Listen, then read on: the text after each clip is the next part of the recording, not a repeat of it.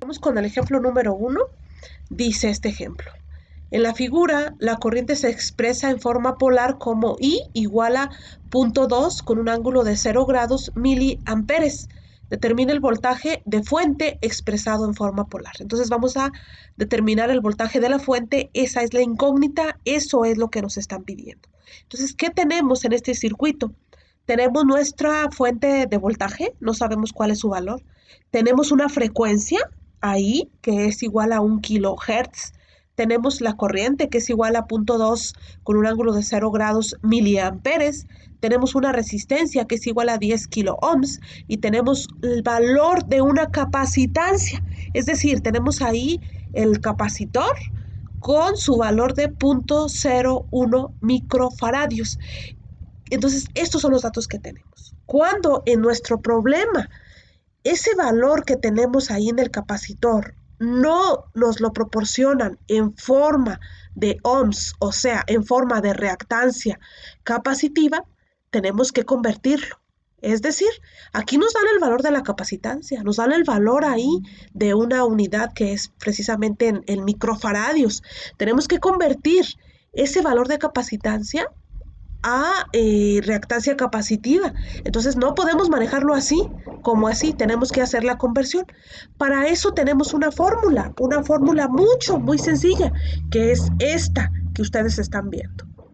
Podemos obtener la reactancia capacitiva como utilizando que 1 entre 2pi por la frecuencia y por el valor de esa capacitancia. Entonces, esta fórmula es muy fácil de utilizar.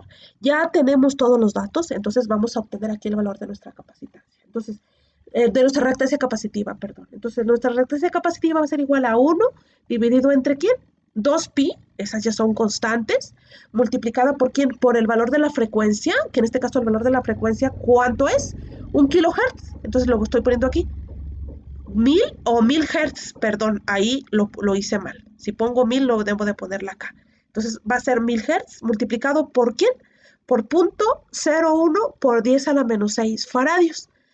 Realizamos nuestras respectivas operaciones y ¿cuánto nos va a resultar todo esto? Pues nos va a resultar la cantidad de 15.915.5 ohms o, en su defecto, menos 15.915.5 ohms. ¿Por qué menos? Porque estamos hablando que la reactancia capacitiva siempre lleva ahí un signo negativo.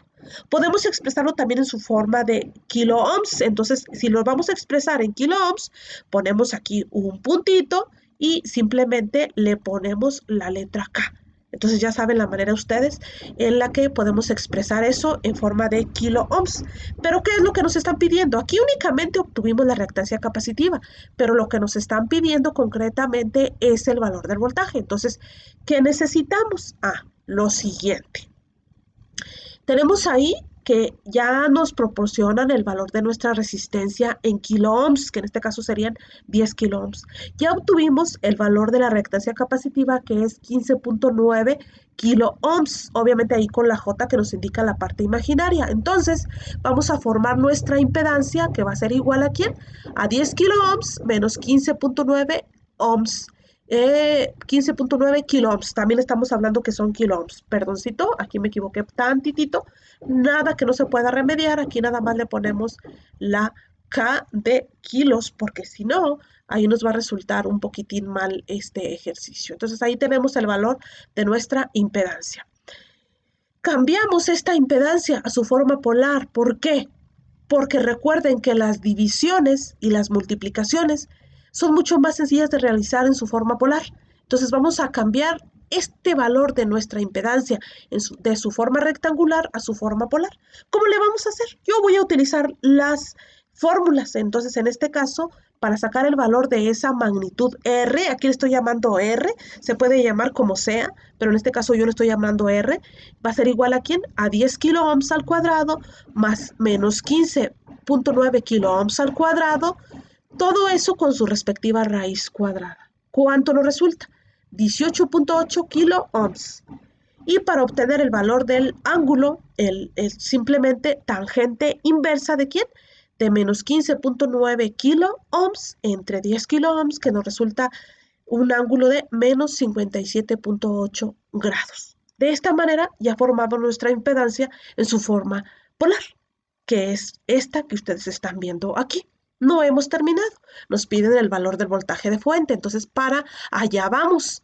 Para calcular el voltaje de fuente, necesitamos única y exclusivamente saber la ley de Ohm. Así de fácil. ¿En qué cambia la ley de Ohm? Que ahora, en el lugar que estaba la resistencia en el análisis de circuitos de corriente directa, vamos a poner la impedancia. Únicamente cambia eso. Entonces ya tenemos el valor de nuestra corriente, es esta. Ya tenemos el valor de nuestra impedancia, que es esta, ambas en polares. Ya podemos directamente hacer la multiplicación. Acuérdense que en la multiplicación de expresiones polares, simple y sencillamente se multiplica magnitud por magnitud, 0.2 por 18.8, y los ángulos se suman. Entonces va a ser 0.2 por 18.8, que nos resulta 3.76, y la suma de los ángulos 0 más menos 57.8 nos resulta menos 57.8. Entonces, la expresión para nuestro voltaje de fuente en su forma polar es ni más ni menos que esta.